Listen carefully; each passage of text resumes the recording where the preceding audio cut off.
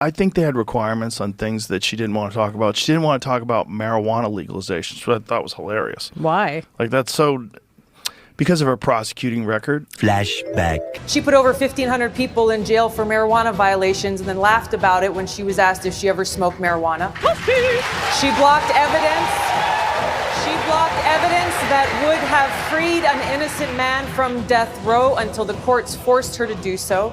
She kept people in prison beyond their sentences to use them as cheap labor for the state of California. And she fought to keep cash bail system in place that impacts poor people in the worst kind of way. Flawless victory. Fatality. Well. Now that the election is over, the cracks are starting to form.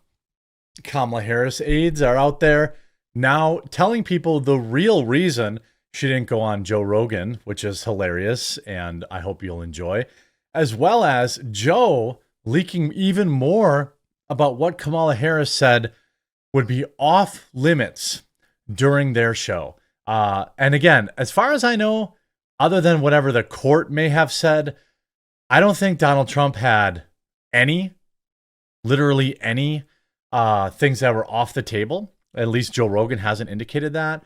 So let's get right into this hilarity. Huge shout out, by the way, to Meta PCs, my computer sponsor, promo code quartering. It's the computer I use.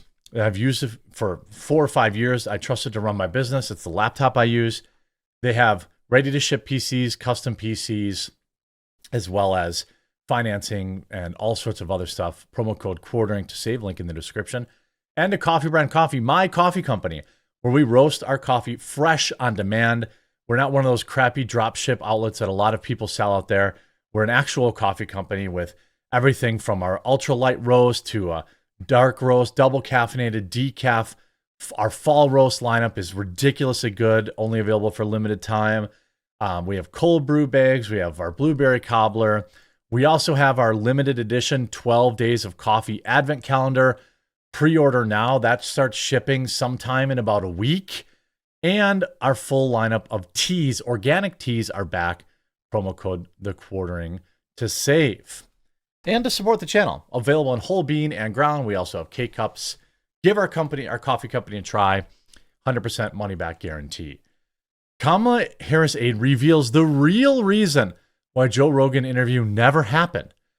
A Democrat insider admits the real reason Kamala Harris never sat down with Joe Rogan is because it would have upset her progressive staffers.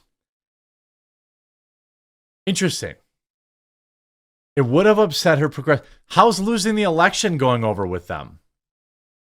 How's losing the election feel to her progressive staffers? Democrat insider admits Donald Trump's appearance on the Joe Rogan Experience, sparked by Rogan wanting Trump to appear after he had survived the attempt on his life, was a huge hit and is credited has been credited for his ability to win over young voters. When Rogan asked Kamala Harris to join him on the podcast, she revealed she'd only want to do an hour, ultimately refusing to do the podcast over, quote, scheduling conflicts. So now we know, just like everything Kamala Harris says, that too was a lie.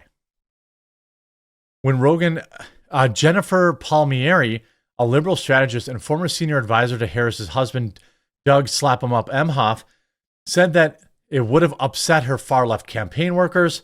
There was a backlash with some of our progressive staff that didn't want her to be on it, and that is why she didn't go. I was surprised she didn't come on the podcast a little bit. It seems like, and this is all reports, these are all anecdotal reports, right? But it seems like her campaign was kind of chaotic. Like, no one could make a decision. Shocking. They had, That'd be like I don't her know presidency. how many conversations with my folks. Right. But multiple conversations, giving different dates, different times, different this, different that. And we knew that she was going to be in Texas. So I said, open invitation. Right. You said you can come whenever you want. Anytime. You pick a time, I will be here. And you would have been the best person for her to talk to because you're not going to attack her. You would just ask her questions, but that's the problem. I don't know if she'd be able to answer those questions. I'll ask her a question, but I think they had requirements on things that she didn't want to talk about. She didn't want to talk about marijuana legalization, which I thought was hilarious. Why? Like, that's so... Because of her prosecuting record. Oh, well, I mean, that was her old job, though. Yeah. And, she put a lot of people in jail for weed. 1,500, apparently. That's not really Allegedly. that many, though. 1,500. Tell those guys. Those 1,500 together in a room. Are they still in prison? No. I was surprised she didn't come on. So she ran on, by the way, legalizing it. And then she told Joe Rogan that she didn't want to talk about it. This woman is an incredible liar. Everything she told her base was a lie.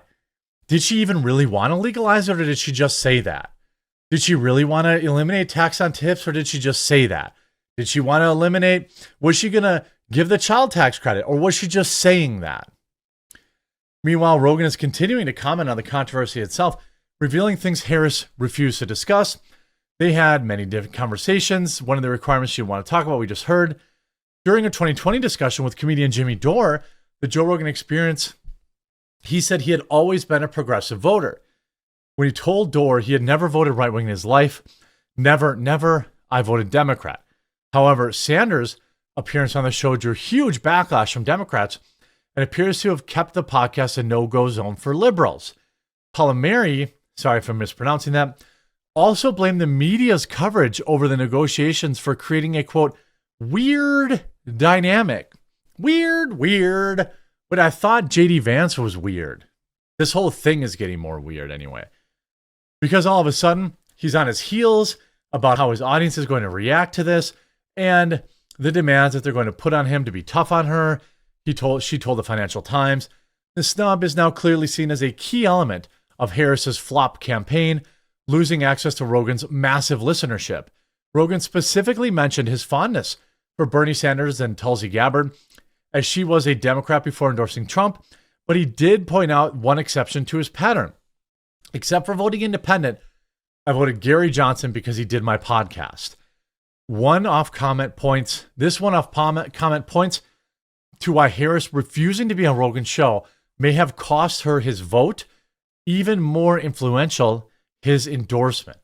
During the Rogan Dore episode, Dore mentioned an unnamed senior Democrat who would not go on his podcast because their career would, quote, be over. Rogan guessed he was referring to Harris. Dore laughed, but neither confirmed nor denied the claim.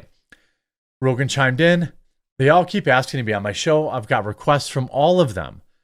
The podcasts are listed off Joe Biden, Elizabeth Warren, Mayor Pete Buttigieg, as some of the top politicians have requested to come on his show, but he turned them all down. Rogan, who previously was vocal about disliking Trump, seemingly made a 180-degree turn by endorsing the candidate just before the presidential election. Again, I don't think that Joe Rogan's endorsement of Donald Trump was so much an endorsement of Donald Trump as it was as a repudiation of Kamala Harris for sticking it to him and not showing up. That's what it seems like to me. If I had to bet, if I also had to bet, I would also say that it's likely that Joe Rogan liked JD Vance. We know he liked RFK, and we know he liked Tulsi Gabbard. So he had a lot of reasons to endorse the Trump campaign, even if he didn't specifically like Donald Trump. Trump asked, speaking with a presidential nominee in a wide-ranging interview, Rogan referenced Trump's interview with fellow comedian Theo Vaughn. Trump asked, is that why you called me to do this? Which Rogan responded, no. Once I shot you, I was like, he's got to come on. Rogan replies, it's healed up pretty effing good, man.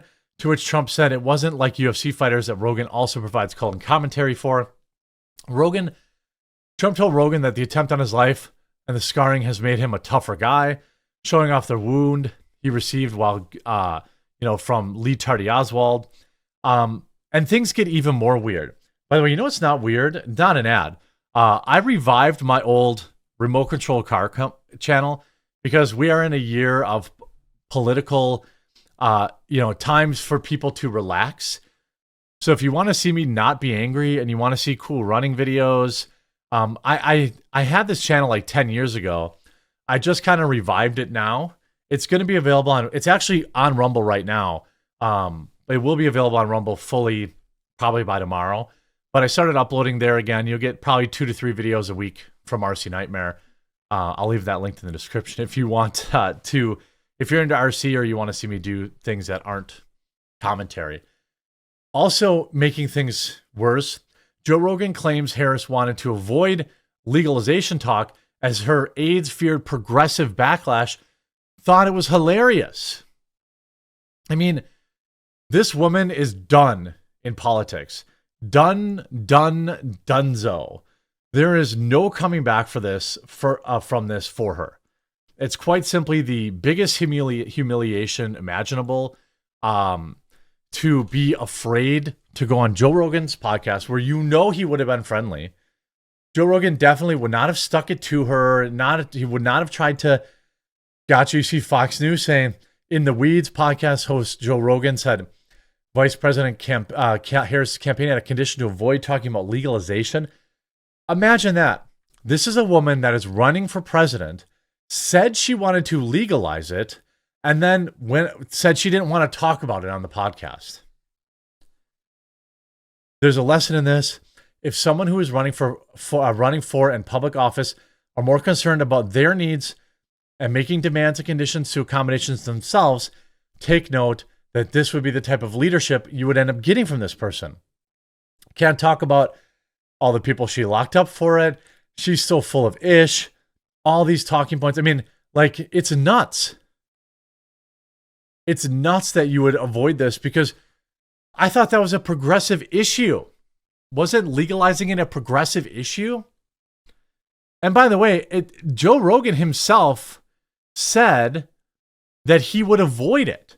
If she didn't want to talk about it, he said if she's got things that she doesn't want to talk about, he was okay not talking about it. Now, Rogan's guest on Tuesday, Adrienne